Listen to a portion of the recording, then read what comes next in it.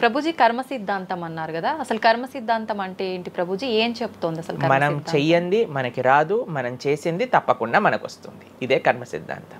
Every action has equal and opposite reaction. Okay okay. ఇలా అయితే ఈ లా ఉందో అదే కర్మ సిద్ధాంతం. అంటే నువ్వు చేసింది ఏదైనా సరే ఆ యొక్క ఫలితం నుంచి తప్పించుకోలేవు. తర్వాత ఏదైతే నువ్వు చేసావో దాని నుంచి తప్పించుకోలేవు. మంచైనా చెడైనా మొన్న అయింది నీకు ఈ రోజు వస్తుంది, ఈ రోజు చేసిన దానికి రేపు వస్తుంది. ఇదే కర్మ సిద్ధాంతం అంటే. కాబట్టి ఎప్పుడు ఇది మన మనసులో ఉండాలి. అరే ఈ రోజు నాకు ఏదైనా బాధ ఉంటే నేను ఏదో చేశానేమో, కాబట్టి ఏదో చేశాము అయిపోయింది, ఈ రోజు ఈ కష్టం వచ్చింది, కృష్ణ నువ్వు నాకు శక్తినివ్వు ఈ కష్టాన్ని ఎదుర్కోవడానికి. ఇప్పటి నుంచి నేను ఇలానే మంచిగా ఉంటాను, ఎప్పుడూ అధర్మం వైపు వెళ్లకుండా ఉంటాను, స్వామి నువ్వే రక్ష అని ఆ ధర్మ చింతన ముందుకు తీసుకెళ్ళటం. ఇప్పుడు కానీ మనం ఆ ధర్మ సంకల్పం చేసుకుంటండి రేపటి రోజున.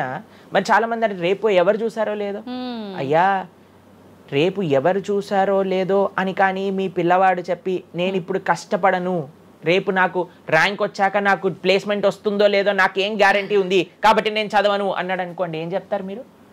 నాన్న నువ్వు ప్లేస్మెంట్ గురించి బాధపడకు, ఫస్ట్ నీ కర్తవ్యం చదవటం నువ్వు చదువు, దాని తర్వాత నీకు వస్తే వస్తుంది, నీ జీవితం సెటిల్ అవుతుంది. అంతే కదండి.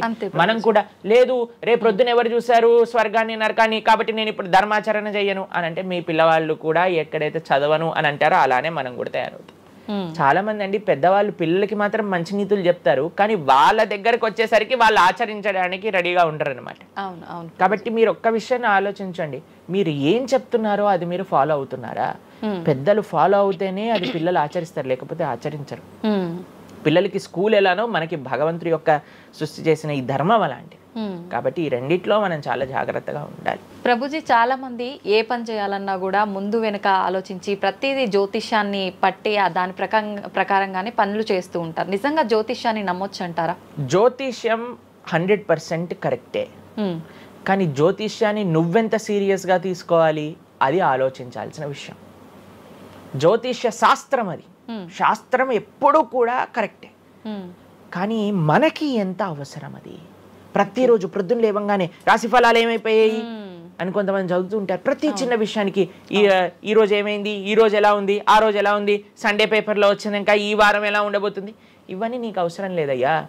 నువ్వు ధర్మాచరణ చెయ్యి, భగవంతుడి పట్ల నమ్మకం పెట్టుకో, ఆయన చూసుకుంటాడు. భక్తులు ఎవరు కూడా అలాంటి విషయాలని సీరియస్గా తీసుకోరండి.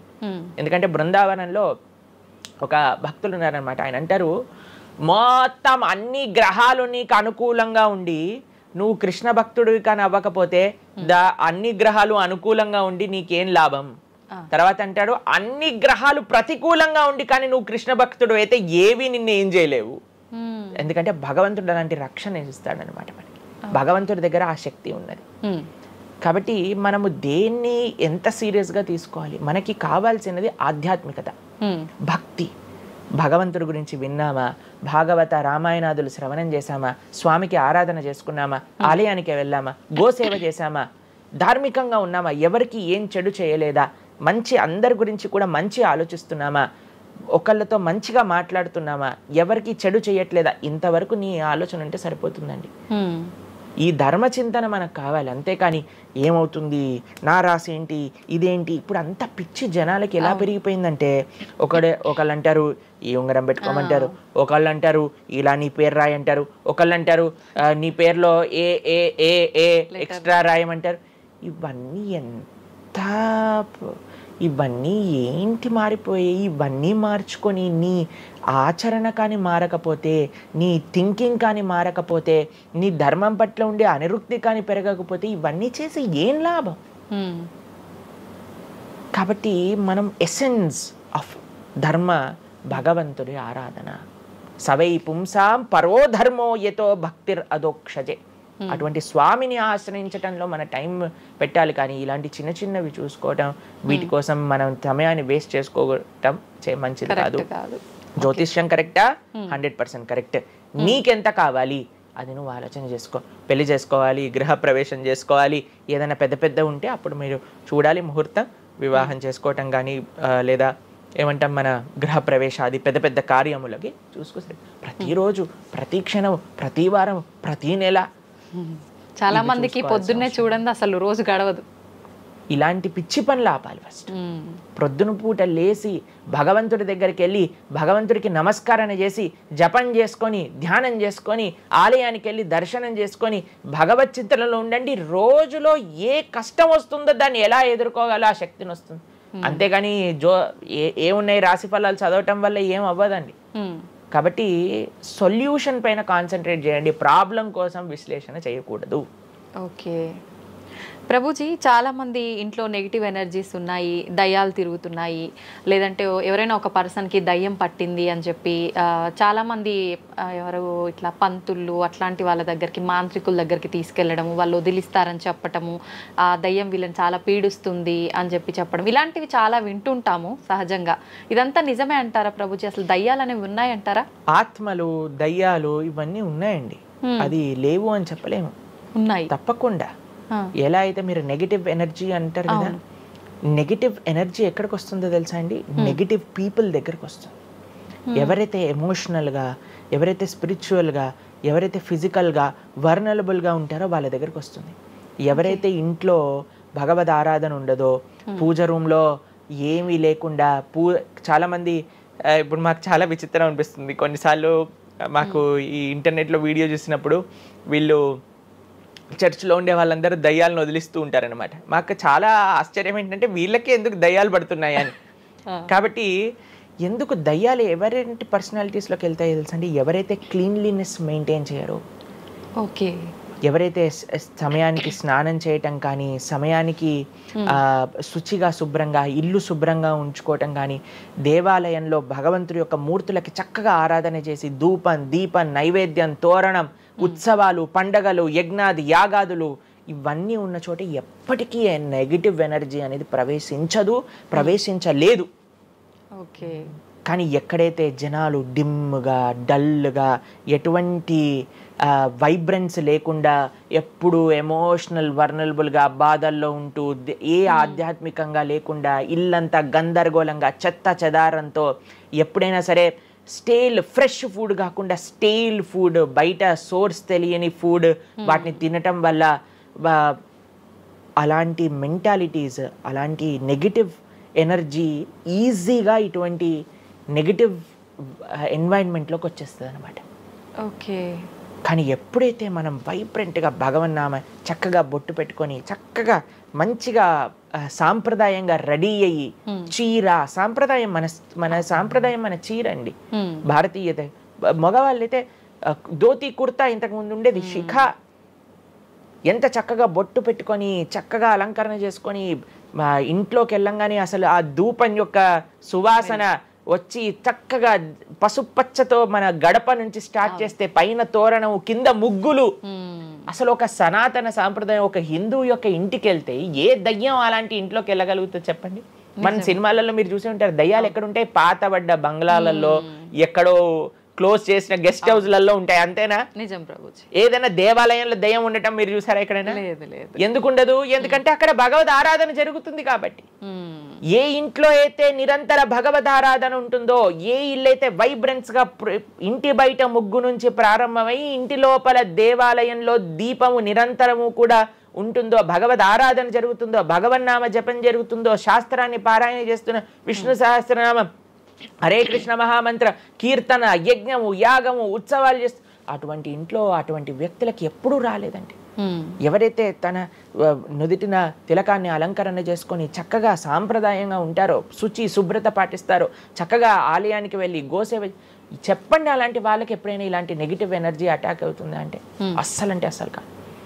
ఎవరైతే గ్లూమీగా, డిప్రెస్డ్గా, ఏం లేకుండా ఏ వస్త్రాలు పడితే ఆ వస్త్రాలు వేసుకోవటం, దేవుడు కొంతమంది ఆలయంలోకి వెళ్ళామనుకోండి, ఇంట్లో పూజ రూమ్లోకి వెళ్ళామనుకోండి, పండగ నుంచి పండగ మాత్రమే దీపం పెడతారు, లేదా అస్సలు ఆ పూలు అలానే ఉంటాయి 15-20 రోజుల వరకు. అవును ప్రభు. అలాంటి ఇంట్లో నెగిటివ్ ఎనర్జీ రాకపోతే ఇంకేమొస్తుంది చెప్పండి? కాబట్టి నెగిటివ్ ఎనర్జీ ఉందా? ఈ దయ్యాలు, ఆత్మలు ఉన్నాయా? ఉన్నాయి. ఎవరి దగ్గరికి వెళ్తాయి? అటువంటి మెంటాలిటీ ఉన్న వాళ్ళ దగ్గరికి మాత్రమే వెళ్తాయి. ఓకే. మనం కానీ ఎప్పుడైతే మనకి రక్షణ, అందుకే మనం తులసి మాల వేసుకుంటాం. తులసిమాల ఇప్పుడు చూడండి మేము నరసింహ కవచాన్ని ధరించామన్నమాట. ఇవన్నీ నరసింహ ఆరాధన, నరసింహ కవచాన్ని ఎప్పుడైతే మనం చేస్తామో, ఎప్పుడైతే మనం భగవన్నామ స్మరణ చేస్తామో తులసిమాల ధరించాలి. తులసిమాల చాలా మంది ఇప్పుడు ధరిస్తున్నారు కానీ నియమాలను పాటించట్లేదు. ఏంటి నియమాలు? తులసిమాల వేయాలి అని అంటే మనము భగవత్ ప్రసాదాన్ని మాత్రమే నైవేదన చేసి తీసుకోవాలి, మాంసాహారాన్ని తినకూడదు, ఎల్లిపాయలు ముట్టుకోకూడదు. ఇవన్నీ కూడా నెగిటివ్ థింగ్స్ అన్నమాట, తామసిక రాజసికమైన విషయాలు. కాబట్టి ఇవి చక్కగా ఇవన్నీ మానేసామనుకోండి. తులసిమాల ధరించడం అంటే ఏంటి అంటే చూపిస్తున్నాం అనమాట, మన దగ్గర ఎటువంటి తామసిక రాజసిక ప్రవృత్తులు లేవు, మేము సిద్ధ సాత్విక ప్రవృత్తిలో ఉన్నాం. దయ్యం అక్కడ నుంచి వచ్చింది కూడా యూటర్న్ తీసుకొని వెళ్ళిపోతుంది అన్నమాట ఇవి చూడంగానే. కాబట్టి అది చాలా ముఖ్యం. ఎప్పుడైతే మన ఆచరణ బాగుంటుందో, ఎప్పుడైతే మనం ధార్మికంగా ఉంటామో, ఎప్పుడైతే భగవద్భక్తులై ఉంటామో, ఏ నెగిటివ్ ఎనర్జీ మనల్ని ఏం చేయలేదు. ఓకే, మొత్తానికి ఉన్నాయి దయ్యాలు, ఉన్నాయి, జాగ్రత్త. మనం మంచిగా భక్తి పరంగా ఉండండి, ధార్మికంగా ఉండండి, చక్కగా ధర్మాచరణ చేయండి, మీకేం భయం లేదు. కానీ ఎక్కడైతే ఇవన్నీ జరగవో అక్కడ ఉంటాయి. అందుకే ఆధ్యాత్మిక మార్గంలో నడవాలి అందరం కూడా. కృతజ్ఞతలు ప్రభుజీ, నిజంగా చాలా మంచి మంచి విషయాలు తెలుసుకుంటున్నాం మీ ద్వారా, ఇంకా ఇంకా తెలుసుకోవాలని కోరుకుంటున్నాం. ధన్యవాదాలు.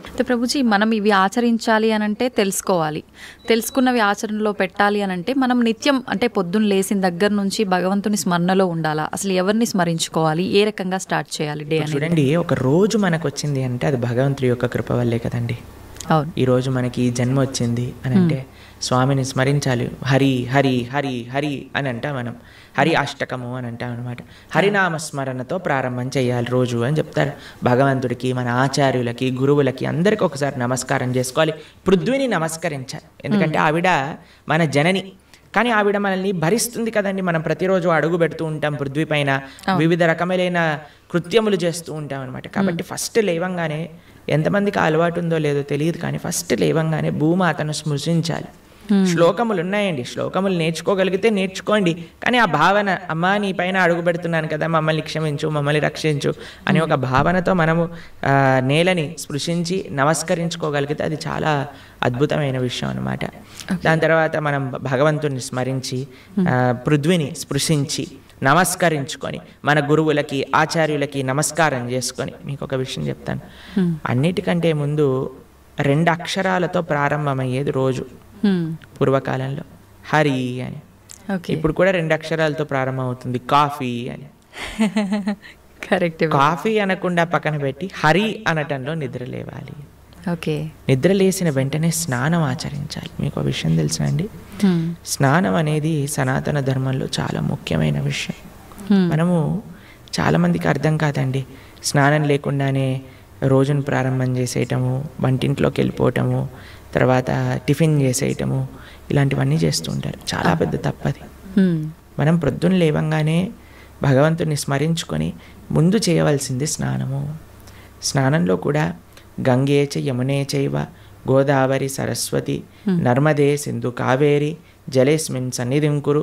అన్ని నదులను కూడా గంగా జలమును, యమునా జలమును మనం స్మరించుకొని స్నానం ఆచరించాలి. మీకు ఇంకొక విషయం చెప్తాను, చాలామందికి తెలియని విషయం. మన ధర్మం మనకి చెప్తుంది, స్నానం ఆచరించేటప్పుడు వస్త్రం లేకుండా స్నానం ఆచరించకూడదు. మనము ఒక బట్ట కట్టుకొని స్నానం చేయాలి. అది ఆ నీటికి, ఆ దేవతకి మనం ఇచ్చే గౌరవం అన్నమాట. ఓకే, కాబట్టి స్నానం ఆచరించేటప్పుడు అపవిత్ర పవిత్రోవ సర్వావస్థాన్ గతోపివ యత్స్మరేత్ పుండరీకాక్షం సబాహ్యాభ్యంతర శుచి. పుండరీకాక్ష పుండరీకాక్ష పుండరీకాక్షాయ నమః. శ్రీ విష్ణు శ్రీ విష్ణు శ్రీ విష్ణు భగవన్నామ. ప్రొద్దున లేచినప్పటి నుంచి భగవన్న, స్నానం ఆచరించేటప్పుడు భగవన్న, భగవంతుడి ముందుకెళ్ళి భగవన్న, రోజంతా భగవన్న. ఎంత మనము భగవంతుడి యొక్క నామంతో మనము కనెక్షన్లో ఉన్నామనుకోండి, అంత మనకి స్పిరిచువల్ ఎనర్జీతో మనం రీఛార్జ్ అయిపోతాం అనమాట. మనకు ఆ స్ట్రెంగ్త్ వస్తుంది. మన రోజులో ఉండే ఆ ఒడిదుడుకులు అన్నీ ఉంటాయి కదండి, వాటన్నిటిని ఎదుర్కొనే ఒక శక్తి మనకి భగవన్నామస్మరణతో వస్తుందన్నమాట. కాబట్టి ప్రొద్దున లేచాక హరినామస్మరణ, దాని తర్వాత చక్కగా మనం చేయవలసినది స్నానం, దాని తర్వాత భగవద్ ఆరాధన. ఇవి చేసేసుకున్నాం అనుకోండి, మనం ప్రొద్దున లేవంగానే ఫోన్కి ఛార్జింగ్ పెట్టేస్తాం కదా, అలా మన శరీరం ఛార్జ్ అయిపోతుంది ఇవి చేసేసుకున్న. దాని తర్వాత రోజులో ఉండే మన కార్యక్రమాలన్నీ కూడా మనం చేసుకుంటూ ఉండొచ్చు అనమాట. ఓకే, అయితే ప్రభుజీ, మనం ఆచరించే స్నానం ఎంతో ఇంపార్టెంట్ అని చెప్పి మీరు చెప్పారు. అది ఆచరించడం ఒక ఎత్తు అయితే సమయం కూడా ఇంపార్టెంట్ అని చెప్పి అంటుంటారు కదా ప్రభుజీ, ఏ టైంలో స్నానం ఆచరించాలి అని చెప్పి, అది ఎలా చూసుకోవాలి? మనము మన శాస్త్రాలు చెప్తున్నాయి బ్రహ్మ ముహూర్తంలో నిద్ర లేవాలి అని. అంటే సూర్యుడు వచ్చే ముందు. ఓకే. ఇప్పుడు మీకు ఒక విషయం చెప్తాను. మీ ఇంటికి ఒక గెస్ట్ వస్తున్నారు అనుకోండి. సరే ఈరోజు మీకు పండగ రోజు మీరు ఏం చేస్తారు? అరే ఈరోజు పండగ, త్వరగా లేవాలి, త్వరగా లేసుకొని కార్యక్రమాలన్నీ చేసుకొని నైవేద్యాలన్నీ తయారు చేసుకొని మనం త్వరగా ఈ పండుగని ముగించుకోవాలి, అమ్మవారి పూజ చేసుకోవాలని మీరు అనుకుంటారు. అవునా కాదా చెప్పండి? లేదా ఒక గెస్ట్ వస్తున్నారు అనుకోండి. సపోజ్ మీ గురువు గారు రేపు మీ ఇంటికి వస్తున్నారు అన్నారు అనుకోండి.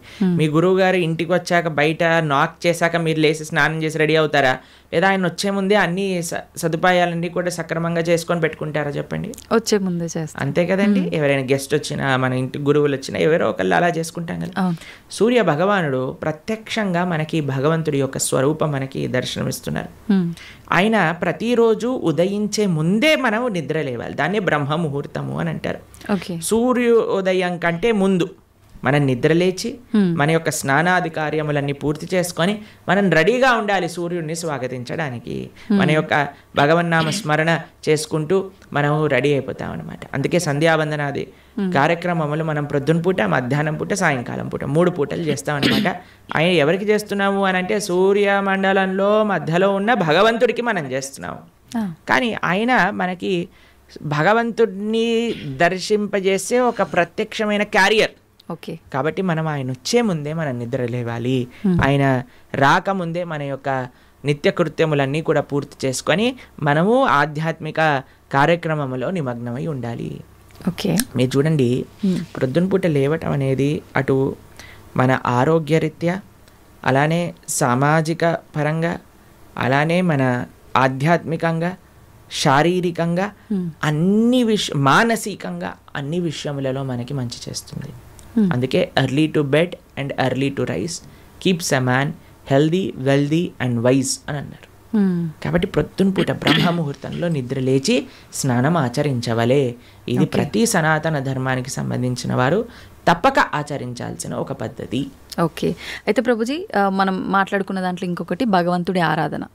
చాలా వరకు అంటే ఇంట్లో మగవారు పూజ చేస్తేనే మంచి ఫలితం పొందుతారు అని చెప్పి ఈ మధ్య కాలంలో చెప్తున్నారు. కానీ ఎక్కువగా ఆడవాళ్ళే పూజ చేస్తుంటారు. అసలు నిజంగా ఆడవాళ్ళే పూజ చేయాలా, మగవారు చేయొచ్చా? అసలు మగవారు చేయాల్సిన కార్యక్రమాలు ఏంటి ఆధ్యాత్మిక పరంగా? ఎవరెవరు ఉద్ధరింపబడాలి అని అనుకుంటారో, ఎవరెవరికి భగవంతు అనుగ్రహం కావాలనుకుంటున్నారో వాళ్ళు చేయాలండి. మీకు ఒక విషయం చెప్తాను. ఒక మగవాడు పూజ చేసిన, ఆరాధన చేసిన, పుణ్యం చేసిన, పునస్కారం చేసిన దాంట్లో ఉండే 50% ఆడవారికి వెళ్తుంది. ఓకే. ఎంత? 50%. ఏదైనా పాపం చేశాడు అనుకోండి, దాంట్లో 1% కూడా ఆడవారికి రాదు. అదెలా ప్రభుజీ? మరి పుణ్యం అయితే పుణ్యం 50% వెళ్తుంది, పాపంలో వెళ్ళదు. ఓకే. స్త్రీ చేసిందనుకోండి పుణ్యం 1% హస్బెండ్కి రాదు, 100% ఆవిడ దగ్గరే ఉంటుంది. స్త్రీ ఏదైనా పాపం చేసిందనుకోండి, దాంట్లో 50% హస్బెండ్కి వెళ్తుంది. ఇది ఒక బంపర్ ఆఫర్ అనమాట, మన శాస్త్రాలు ఇచ్చింది. బాగుందా మీకు? బాగా అనిపిస్తున్నట్టుంది మీకు. శిల్ ప్రభుపాదుల వారు ఒక దగ్గర ప్రస్తావన చేస్తారు, everybody has to fly their own plane అంటారు. మనకి అంబరీష మహారాజు గారి వృత్తాంతంలో వస్తుంది. ఆయన ప్రొద్దున లేవంగానే నిరంతరము కూడా భగవంతుడి యొక్క ఆరాధనలో, ఆయన చేతులన్నీ కూడా భగవంతుడి యొక్క పూజలో, పాదాలు భగవంతుడి యొక్క ఆలయ ప్రదక్షిణలో, మనసు భగవంతుని చింతించటం. సవై మన కృష్ణ పదార విందయో వాచాంసి వైకుంఠ గుణాను వర్ణనే కరే హరేర్మందిరమార్జనాదిషు అని ఆయన యొక్క దినచర్య మొత్తం చెప్తారనమాట. ఇక్కడ వారి భార్య ఆరాధనకి నీళ్లు తెచ్చి తేవడానికి హెల్ప్ చేసినా సరే ఆయన అనేవారట, నా పూజ నేను చేసుకుంటాను, మళ్ళీ నీ పూజ నువ్వు చేసుకో. ఆయన అన్ని సదుపాయాలు సమకూర్చుకొని, ఎందుకంటే చూడండి భగవంతుడితో మనకుండే రిలేషన్షిప్ ఎక్స్ట్రీమ్లీ పర్సనల్ అండి. స్వామి మన తండ్రి, స్వామి మన తల్లి. ఇప్పుడు చూడండి మీకు ఒక విషయం చెప్తాను. మన ఇంట్లో ఎవరిదైనా పుట్టినరోజు ఉందనుకోండి, మనం ఏం చేస్తాం? ఒకసారి మాకు ఈ సంఘటన ఎదురైందనమాట. నేను మా తమ్ముడు కలిసి మా అమ్మగారికి గిఫ్ట్ ఇవ్వాలి అంటే, మా తమ్ముడు అన్నారు, నువ్వు నీ గిఫ్ట్ ఇవ్వు, నేను నా గిఫ్ట్ ఇస్తాను. ఎందుకంటే అమ్మకి నీ గిఫ్ట్ వేరే, నా గిఫ్ట్ వేరే. ఎందుకంటే మన ఇద్దరికి అమ్మ కదా. కాబట్టి అమ్మతో నాకుండే రిలేషన్షిప్ ఒకటి, మా తమ్ముడికి ఉండే రిలేషన్షిప్ ఒకటి, అంతేనా? అయితే మేమిద్దరం అనుకున్నాం, సరే నేను నాకు తోచింది, నాకు ఇష్టం ఉన్నట్టుగా నేను చాలా బాగా పెయింటింగ్ చేసేవాడిని అనమాట, డ్రాయింగ్ చేసేవాళ్ళం అనమాట.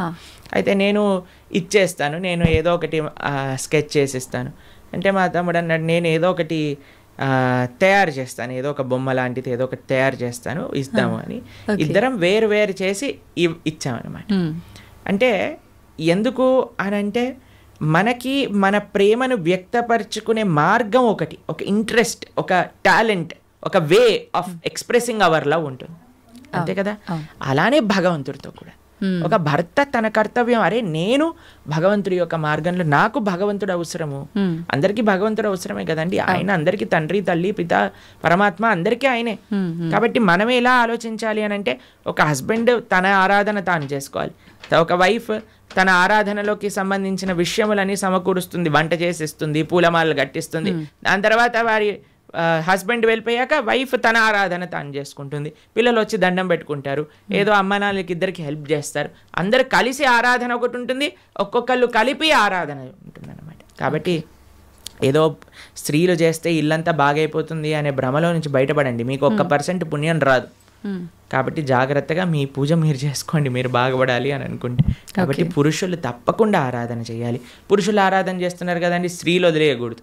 పురుషుడి ఆరాధన పురుషుడికి, స్త్రీ ఆరాధన స్త్రీ, పిల్లల ఆరాధన పిల్లలకి, అందరికి. ఇప్పుడు చూడండి, ఇంటి పెద్ద తింటే మిగతా వాళ్ళందరికీ కడుపు నిండిపోతుందా? లేదు, ఎవరికి వాళ్ళు తినాల్సిందే, అంతే కదండి. మీరు అంటారు కదా, అయ్యా మీరు తినండి, అయ్యా మేము పర్వాలేదు, మీరు తింటే మాకు తిన్నట్టే అని అంటారా? లేదా మీ హస్బెండ్ వచ్చి, అమ్మ నువ్వు తినేసి, నాకేం పర్వాలేదు, నువ్వు తింటే నేను తిన్నట్టే అంటారా? కాదు కదా. ఎవరెవరికి శక్తి కావాలంటే వారు వారు భోజనం చేయాలి.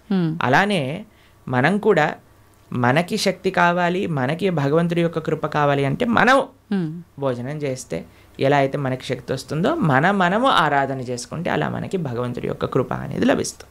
ఓకే ప్రభుజీ, చాలామంది ఏదైనా మంచి జరిగినా చెడు జరిగినా నా అదృష్టం బాగాలేదు, నా రాత ఇంతవరకే ఉంది, భగవంతుడు ఇలా రాశాడు అని చెప్పి అంటూ ఉంటారు.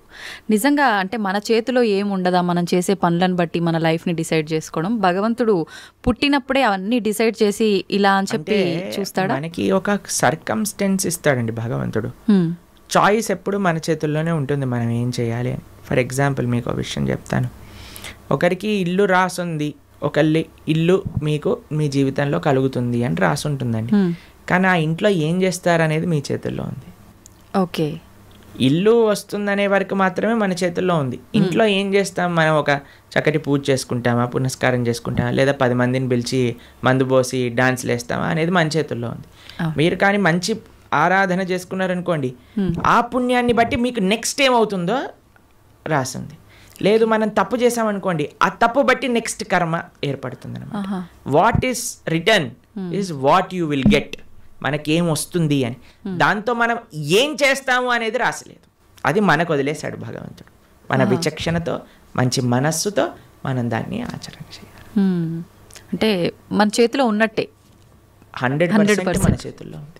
ఇప్పుడు అంటుంటారు కదా, పరిస్థితులను బట్టి ఇంట్లో వాతావరణాన్ని బట్టే పిల్లల బుద్ధులు కూడా అని చెప్పి, ఇప్పుడు ఇది కూడా అలాగే భగవంతుడు మనకు ఒక ప్లాట్ఫామ్ ఇచ్చి వదిలేశారు, ఎలా అనేది మన చేతుల్లోనే ఉంది. ఇప్పుడు మీకు ఒక ఫోన్ ఇచ్చారనుకోండి, ఫోన్ ఇచ్చారు, ఫోన్తో మీరు ఏం చేయొచ్చు అనేది మీ చేతుల్లో ఉంది. ఒకళ్ళు ప్రవచనమైనా అయినచ్చు, లేదా పిచ్చి పిచ్చి సీరియళ్ళు సినిమాలైనా చూడొచ్చు. ఫోన్ రావటం మన చేతుల్లో ఉంది, దాంతో ఏం చెయ్యాలి మీ చేతుల్లో. ఇప్పుడు మీరేం చేస్తారు, పిల్లల్ని స్కూల్లో వేస్తారు, మంచి స్కూల్ చూస్తారు, అరే ఈ పిల్లలు మంచిగా చదువుకోవాలి, మంచి స్కూల్లో చదువుకుంటే వాళ్ళు మంచి మార్గంలోకి వెళ్తారు, కష్టమైనా ఏదైనా సరే కష్టపడైనా సరే వాళ్ళని మంచి స్కూల్లో జాయిన్ చేస్తారు. మంచి స్కూల్లో జాయిన్ చేశాక వాడు చదువుతాడా లేదా అనేది ఎవరిపైన నిర్ధారణ పడి ఉంటుందండి? వాళ్ళపైన. ఒక స్కూల్లో ఒక టీచర్ 10 మందికి ఒకటే రాగంగా చదువు చెప్తుంది, కానీ ఒక్కొక్కరు ఒక్కొక్క విధానంగా చూసుకుంటారు. ఎందుకు? వాళ్ళ శ్రద్ధ బట్టి. ఓకే, అలానే మన జీవితంలో కూడా ఏమీ నీ దగ్గరకు వస్తుంది అనేది రాసి ఉంటుంది, దాన్ని ఎలా యూజ్ చేస్తావు అనేది నీ చేతుల్లో ఉంది. ప్రభుజీ, ఎక్కువగా భగవంతుని నమ్మిన వాళ్ళకి, భగవంతునికి ఎక్కువ చేరువలో ఉన్న వాళ్ళకి ఇబ్బందులు వస్తాయని అంటుంటారు కదా ప్రభుజీ, మామూలుగా వింటూ ఉంటాము, అదంతా ఎంతవరకు నిజం అంటారు? అసలు నిజంగా భగవంతుడి దగ్గర ఉన్న వాడికి కష్టాలు రావు అనేది ఎంత అబద్ధమో, భగవంతుడి దగ్గర ఉన్న వాళ్ళకి ఎక్కువ కష్టాలు వస్తాయి అనేది కూడా అంతే అబద్ధం. ఈ ప్రపంచంలో అందరికీ కష్టాలు సుఖాలు వచ్చి తీరుతాయి. ఇప్పుడు చూడండి, నేను చెప్పాను అనుకోండి, ఈ సంవత్సరం ఎండాకాలం లేదు, మీరు నమ్ముతారా? ఎలా సాధ్యపడుతుంది ప్రభుజీ? పడదు కదా. నేను చెప్పాను అనుకోండి, ఈ సంవత్సరం ఓన్లీ ఎండాకాలం ఉంటుంది, వర్షాకాలం ఉండదు, చలికాలం ఉండదు అని అంటే మీరేమంటారు? ఓ బాగుంది, చాలా బ్రహ్మాండంగా ఉంటుంది. వినటానికి బాగుంది, కానీ ఎలా జరుగుతుంది? అంతే కదా. అలా ఉండదు కదండి. వర్షాకాలం వచ్చినప్పుడు చలికాలం వస్తుంది, చలికాలం అయిపోయాక ఎండాకాలం వస్తుంది, ఎండాకాలం అయిపోయాక మళ్ళీ చలికాలం వస్తుంది, వర్షాకాలం వస్తుంది. ఇది ప్రపంచంలో అందరికీ తెలిసిన విధం. అలానే మన జీవితంలో కష్టాలు వస్తాయి, దాని తర్వాత సుఖాలు వస్తాయి, దాని తర్వాత కష్టాలు వస్తాయి, దాని తర్వాత సుఖాలు వస్తాయి. కష్టం సుఖం, కష్టం సుఖం ఈ మానవ జన్మలో ఒక పార్ట్ మాత్రమే. దీన్ని అండర్స్టాండ్ చేసుకొని యాక్సెప్ట్ చేసుకోవాలి ఫస్ట్ విషయం. దీనికి భగవంతుడికి ఎటువంటి సంబంధం లేదు. నీ జీవితంలో అంటే మనందరి జీవితంలో కష్టము సుఖము, ఎలా అయితే ఎండాకాలం వస్తుందో, ఎలా అయితే వర్షాకాలం వస్తుందో, ఎలా అయితే చలికాలం వస్తుందో, అలానే కష్టము సుఖము మిక్స్డ్ కాలం మూడు మన జీవితంలో ఉంటాయి, ప్రతి ఒక్కళ్ళ జీవితంలో. మరి భగవంతుడు ఏం చేస్తాడు? భగవంతుడు ఏమైనా కష్టాలు తీసేసే వాడిని, నేను కష్టాలు తీయడానికే భగవంతుని మనం అపాయింట్ చేసుకున్నాము అని మీరు అనుకుంటున్నారా? చాలా మంది ఏమనుకుంటారో తెలుసా అండి, వాడు నా పనివాడు, నాకు ఏదైనా కష్టం వస్తే వాడు దాన్ని క్లీన్ చేయాలి, ఇలా భగవంతుని భావిస్తారు. ఇది కరెక్ట్ భావన అంటారా? చాలా తప్పు ప్రభుజీ. తప్పేనా? మరి మనం ఎందుకు అలా అనుకుంటున్నాం? భగవంతుడికి మనం భగవంతుడి సేవ చేయాలా, భగవంతుడు మన సేవ చేయాలా? మనమే భగవంతునికి సేవ. మరి మనం ఆలయానికి వెళ్ళి చేస్తున్నాం, నాకు ఈ కష్టం వచ్చింది నువ్వు ఇది చేసేసాయి అంతే అని భగవంతుని మన సేవలో పెట్టుకుంటున్నాం. మనం ఎంత తెలివైన వాళ్ళని చూడండి. మనం భగవంతుడు కష్టాలు ఇవ్వడు, భగవంతుడు కష్టాలు తీసేయడు. భగవంతుడు కష్టాలలో దాన్ని ఎదుర్కొనే ధైర్యాన్ని ఇస్తాడు. కష్టం రూపంలో మనకేదన్నా మనం చెడు మార్గంలోకి వెళితే భగవంతుడు ఒక కష్టాన్ని సృష్టించి మనల్ని కాపాడుతాడు, ఎక్కువ ప్రమాదం జరగకుండా. అంతేకాని మనల్ని ఎప్పుడూ భగవంతుడు కష్టాలు పెట్టడు, కష్టాలని ఆపడు. మీకు ఒక ఎగ్జాంపుల్ చెప్తాను. నిన్నే మేము టీవీలో చూసాము. ఒక అమెరికాలో అట ఒక ఫ్లైట్లో 2 సీట్లు ఖాళీగా ఉన్న సీట్లు ఒక్కసారిగా దే బ్లూ ఆఫ్, పేలిపోయాయట ఫ్లైట్లో. అయితే ఆ 2 సీట్లలో ఉన్న వాళ్ళకి అసలు ఎందుకు రాలేదు వాళ్ళు అని చేస్తే, వాళ్ళిద్దరి జీవితాలలో ఏదో లాస్ట్ మూమెంట్ ఏదో అయిపోయి వాళ్ళు వెళ్ళలేకపోయారట. అరే మేము ఫ్లైట్ మిస్ అయిపోయాం, ఆ డబ్బులు పోయాయి, అవి ఇవి అని ఫుల్ బాధపడ్డారట. ఎప్పటి వరకు అంటే ఆ 2 సీట్లు పేలిపోయాయి అని తెలిసినంత వరకు. ఇప్పుడు దాన్ని వెస్టర్న్ టర్మినాలజీస్ లో బర్న్ట్ టోస్ట్ ఫినామినా అని అంటున్నారు అనమాట. అది మీకు టెక్నికల్ టర్మ్స్. అది ఏంటంటే ఏది జరిగినా సరే మన మంచి కోసం జరుగుతుంది అని టైం కానీ మనకి చెప్పదు.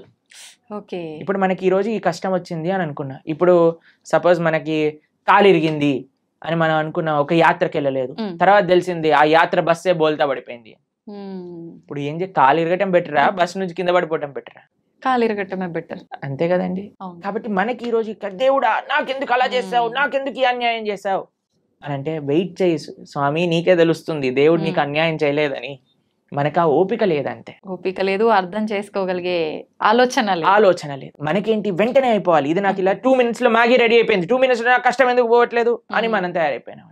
దీనికి తగ్గట్టు చెప్పేవాళ్ళు కూడా, మీరు ఇది చేసేయండి ఈ కష్టం అలా పోతుంది, ఈ మంత్రం చెప్పండి అలా పోతుంది. అది దట్ ఈస్ నాట్ ప్రాక్టికల్ అండి. దుఃఖాలయం అశాశ్వతం. ఈ ప్రపంచంలో దుఃఖాలు వస్తాయి, దాన్ని ఎదుర్కొనే ధైర్యం కోసం భగవంతుడిని ఆశ్రయించు. రాముడిగా వచ్చాడు భగవంతుడు, రాముడికి కష్టాలు రాలేదా అండి? మీరు ఒకసారి రాముడి దగ్గరికి వెళ్ళి, రామా నాకు అసలు ఏ కష్టాలు రావద్దు జీవితంలో అంటే, పాపం రాముడు ఏమనుకుంటాడండి, నేనే అన్ని కష్టాలు పడ్డాను, నువ్వు నాకే కష్టాలు వద్దు అని అడుగుతున్నావా నా దగ్గరకు వచ్చి అని కూడా చెప్పండి. జనాలు ఏం చేస్తున్నారంటే అండి, ఇప్పుడు ఇక్కడ కష్టం తీరకపోతే దేవుని మార్చేస్తున్నారు. దేవుని మార్చడం కాదు, మొత్తం ఏకంగా ధర్మాన్ని మార్చేస్తున్నారు. దేవుళ్ళని తిట్టడము, మళ్ళీ ఎందుకు నిన్ను పూజించాలి అది ఇది మామూలుగా తిట్టరు ప్రభుజీ. చేసేదేమో నువ్వు, అనేదేమో భగవంతుని. ఎంత విచిత్రం చెప్పండి. నీ కర్మలకి నువ్వే బాధ్యుడివి. నువ్వేదైతే తప్పు చేసావో అది నీ జీవితంలో కష్టంగా వచ్చి తీరుతుంది. దాన్ని ఎదుర్కో, దాన్ని అనుభవించు, అప్పుడే ఆ కర్మ పోతుంది. కాబట్టి ఇప్పుడు ఒక చిన్న పిల్లవాడు చదువుకోలేదండి, ఎగ్జామ్ లో ఫెయిల్ అయ్యాడు. ఇప్పుడు ఓయ్ నాకు టీచర్ తక్కువ మార్కులు ఇచ్చింది అందుకే నేను ఫెయిల్ అయ్యా అని అంటే మనం ఏం చేస్తామండి? ఒరే నువ్వు ఇప్పుడు ఏం చేయలేవురా, మళ్ళీ చదువుకొని ఇంప్రూవ్మెంట్ రాయాల్సిందే, ఆ ఏరియర్ క్లియర్ చేయాల్సిందే, అది నీ బాధ్యత, చదువుకోవాల్సిందే. కాబట్టి వాడే కష్టపడాలి, వాడే చదవాలి, వాడే ఎగ్జామ్ రాయాలి, వాడే పాస్ అవ్వాలి. అలానే మనకి ఎవ్వరు మోటివేషన్ ఇవ్వగలుగుతాం అంటే ఈసారి బాగా చదువుకో, ఇంకొద్దిగా వాటికి ఒక ట్యూషన్ పెట్టించగలం తల్లిదండ్రులుగా, నీ పక్కనే ఉండి ధైర్యం చెప్పగలం, అంతే కదా మన భగవంతుడు చేసే పని. నువ్వు నీ కష్టాన్ని నువ్వు దాటుతూ ఉండు, నేను నీ వెంట ఉంటా. ఆ ధైర్యం భగవద్భక్తి మనకిస్తుంది. కాబట్టి ధర్మాన్ని మార్చేసే వాళ్ళు ఒక్కసారి ఆలోచన చేయండి. తల్లిదండ్రుల్ని మార్చుకోం మనం. వేరే వాళ్ళ తల్లిదండ్రులు ఏదో కొత్త బ్యాగ్ కొనిచ్చారు, స్పైడర్ మ్యాన్ బ్యాగ్ కొనిచ్చారు, మా అమ్మ నాన్న స్పైడర్ మ్యాన్ నేను వాళ్ళ ఇంటికి వెళ్ళిపోతాను, వెళ్ళిపోతామా? ఎంత సిల్లీయో, ఎంత worst thing to do in life. అలానే మన ధర్మాన్ని వదిలేసి వేరే ధర్మాలకి ఏదో కష్టాలు పోతాయి, మాకు కష్టాలు తీర్చేవాడు దేవుడే కాదు. మీకు ఒక విషయం తెలుసా అండి? అవునా ప్రభుజీ? ఎవరైనా చెప్పారనుకోండి ఇది చాలా పవర్ఫుల్, మొత్తం కష్టాలని పోతాయి, అక్కడికి అస్సలు వెళ్ళకూడదు. ఎందుకని ప్రభుజీ? ఎందుకు అని అంటే ఇప్పుడు కష్టాలు పోయాయి అనుకోండి, మన కర్మ ఎప్పుడో ఒకసారి మన కర్మ అనుభవించాల్సిందే కదా. ఈ రోజు కాకపోతే రేపు తప్పదు.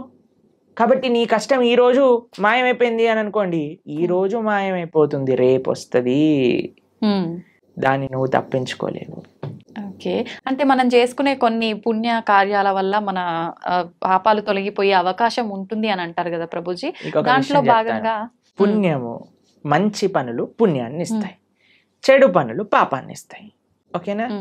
పుణ్యము సపరేట్ గా అనుభవించాలి, పాపం సపరేట్ గా అనుభవించాలి. పుణ్యం ఎక్కువ చేసేస్తే పాపాన్ని అది తొలగించదు. అర్థమైందా మీకు? ఇప్పుడు పుణ్యం ఏదైతే ఉందో దాన్ని మీకు స్వర్గానికి తీసుకెళ్తుంది అని అనుకోండి, పాపం ఏదైతే ఉందో దాన్ని మీకు నరకానికి తీసుకెళ్తూ ఉంది అనుకోండి. మీరు ఎక్కువ పుణ్యం చేసేస్తే ఈ పుణ్యం వెళ్ళి పాపాన్ని ఇది చేసేదన్నమాట. పుణ్యం ఖాతానే, పాపం ఖాతానే. ఈ రెండూ పోవాలి, ఈ రెండుతో మాకు పని లేదు అని అన్నప్పుడు మనం భగవంతుడికి శరణాగతి చేయాలి, భగవంతుడి యొక్క భక్తి చేయాలి. అప్పుడు మనకి పుణ్యంతో సంబంధం ఉండదు, పాపంతో సంబంధం ఉండదు. భగవంతుడిని ఆశ్రయించడం, భగవంతుడిని చేరుకోవడం, ఇది భక్తి మార్గము అని అంటే.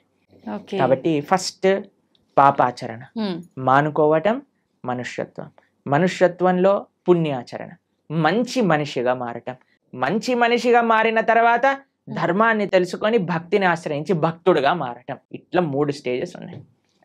కాబట్టి ఫస్ట్ స్టెప్ ఇస్ పాపాన్ని పక్కన పెట్టండి, పాపాచరణ తప్పు. దాని తర్వాత నెక్స్ట్ స్టేజ్ మంచి మనిషిగా మారటం, మంచి మనిషిగా మారాక ధర్మం గురించి, దేవుడి గురించి తెలుసుకోవటం, భగవంతుని ఆశ్రయించటం. అప్పుడు మనకి పాపంతో సంబంధం ఉండదు, పుణ్యంతో సంబంధం ఉండదు, భగవంతుడితో మాత్రమే సంబంధం ఉంటుంది. అలా సాధ్యపడుతుందా ప్రభుజీ అట్లా ఉండడం? తప్పకుండా. ఇప్పుడు చూడండి, రోడ్డు పైన మురికి నీళ్ళు ఉన్నాయనుకోండి, ఒక మనం బకెట్ల మురికి నీళ్లు రోడ్డు పైన పడేసాం అనుకోండి, మీరు మధ్యాహ్నం కల్లా వచ్చారనుకోండి, అక్కడ ఒక్క చుక్క నీరు కూడా ఉండదు. ఎందుకు చెప్పండి? సూర్యుడు మొత్తం లాగేస్తాడు, అన్నిటినీ ఎవాపరేట్ చేసేస్తాడు, అంతేనా? పెద్ద పెద్ద నదులే ఎవాపరేట్ అయిపోతాయి. సూర్యుడికి ఆ శక్తి లేదా? అలానే భగవంతుడికి కూడా ఆ శక్తి ఉంది. భగవంతుడిని ఆశ్రయించినప్పుడు, భగవంతుడికి శరణాగతి, భగవంతుడు చెప్పిన మార్గాన్ని, అలా దేవుడి దగ్గరికి వెళ్ళి 10 రూపాయల టికెట్ ఇచ్చి అయ్యా నీకు అర్చన చేయించేసా, నా పాపాన్ని తీసేసాయి, ఇలా బిజినెస్ ట్రాన్సాక్షన్ కాదండి. మనస వాచ కర్మన భగవద్ మార్గంలో మనం నడిచినప్పుడు, భగవంతుడికి శరణాగతి చేసినప్పుడు ఆయన మన దగ్గర ఉండే ఎటువంటి కర్మ బ్యాగేజ్ నైనా సరే ఆయన మొత్తం డిసపియర్ చేసేయగలరు. అది భగవంతుడికి ఉండే శక్తి. ఎప్పుడు మనం నిజమైన భక్తి మార్గంలో నడిచినప్పుడు, అది ముఖ్యం. హడావిడి హంగామాలు ఆర్భాటాలు చేస్తుంటారు మామూలుగా, భగవంతుడి విషయంలో వచ్చేసరికి అవన్నీ కాకుండా మనస్ఫూర్తిగా మనం దైవ మార్గంలో ఉండాలి. హంగామా, హడావిడి, ఆర్భాటం ఎందుకు చేయకూడదు? చేయొచ్చా గురుగారు? ఎందుకు చేయకూడదు అని అడుగుతున్నాను. ఒక మ్యారేజ్ డే మనం సెలబ్రేట్ చేసినప్పుడు 25th మ్యారేజ్ యానివర్సరీ పెద్దగా గందరగోళం చేసేసినప్పుడు, పిల్లవాడి ఫస్ట్ బర్త్డే ఇంత పెద్దగా చేసినప్పుడు, ఒక పెళ్లికి కొన్ని లక్షల కోట్లు ఖర్చు పెట్టేసినప్పుడు భగవంతుడికి పూజ మాత్రం ఎటువంటి ఏమీ చేయకూడదు, స్వామికి దాలియాలు కట్టకూడదు. మన వాళ్ళు ఇప్పుడు మొన్న మాకు ఒక వీడియో పంపించారు, ఒక ఫేమస్ యాక్ట్రెస్ బాలీవుడ్ లో అంటుంది, నేను టాయిలెట్ కైనా డబ్బులు ఇస్తాను కానీ గుడి కట్టడానికి డబ్బులు ఇవ్వను అని. ఎందుకు అంత? ఎందుకు అని అంటే నో మోర్ రిలీజియస్ ఇన్స్టిట్యూషన్స్ అని ఏదో దానికి జనాలందరూ కరెక్టే చెప్పింది, రిలీజియస్ వల్ల ఒక ఆలయం కట్టడం వల్ల ఏమి పని ఉంది దానికి అని అంటున్నారు. ఎందుకంటే అందరు ఇలాంటి మెంటల్ గా తయారవుతారు. అవును, ఆలయాలు లేవు కాబట్టి, రిలీజియస్ ఇన్స్టిట్యూట్స్ తక్కువ అయ్యాయి కాబట్టి ఇలాంటి వాళ్ళు పుడుతున్నారు. నిజమే, టాయిలెట్ మెంటాలిటీ కలిగిన వాళ్ళు. అదే ఆలయానికి ఇచ్చుంటే, భగవంతుడికి ఇచ్చుంటే మంచి మనస్తత్వం ఉన్న వాళ్ళు పుట్టేవారు. ఇలాంటి వాళ్ళని ప్రపంచంలో ఎవరు గుర్తుండరండి. ఒక 10-15 ఏళ్ల తర్వాత ఎవరిని దే విల్ నాట్ రిమెంబర్. కానీ మనం ఇప్పటికీ గుర్తు పెట్టుకునేది ఎవరిని అని అంటే శివాజీ మహారాజ్ లాంటి రాజులని, ఎవరైతే ధర్మం కోసం కాపాడారు, దేశం కోసం ప్రయత్నం చేశారు, దేశం కోసం, దైవం కోసం, సమాజం కోసం. ఇటువంటి భావనలే రావట్లేదండి జనాలకి ఈ మధ్య. మొత్తం ఫ్యాషన్ అయిపోయింది. భగవంతుడి యొక్క ఆలయం రామ మందిరం కట్టడానికంటే ఎందుకు ఇన్ని వేల కోట్లు, అందరినీ పేద ప్రజలకు పంచేయచ్చు కదా. ఎన్ని రోజులు పంచుతావు, ఎన్ని రోజులు పంచుతావు అనేది ప్రశ్న. ఈ రోజు నువ్వు అన్నం పెట్టగలవా, రేపు పెట్టగలవా, ఎల్లుండి పెట్టగలవా, ఆకలి తీరుతుందా? కానీ భగవద్ ఆలయం ఏం చేస్తుంది అంటే మనసుని మారుస్తుంది, ఒక మంచి ప్రేరణనిస్తుంది.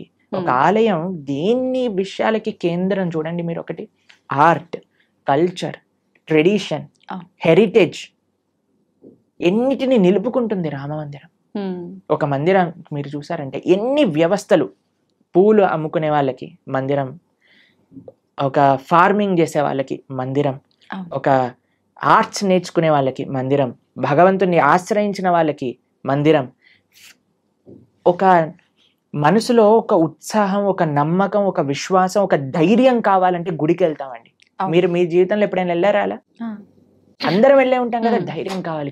భగవంతుడా మేము ఈ కష్టంలో ఉన్నాం, ఒక ధైర్యం నింపుకోవడానికి భగవంతుడి దగ్గరికి వెళ్ళి చెప్పుకుంటాం మనం.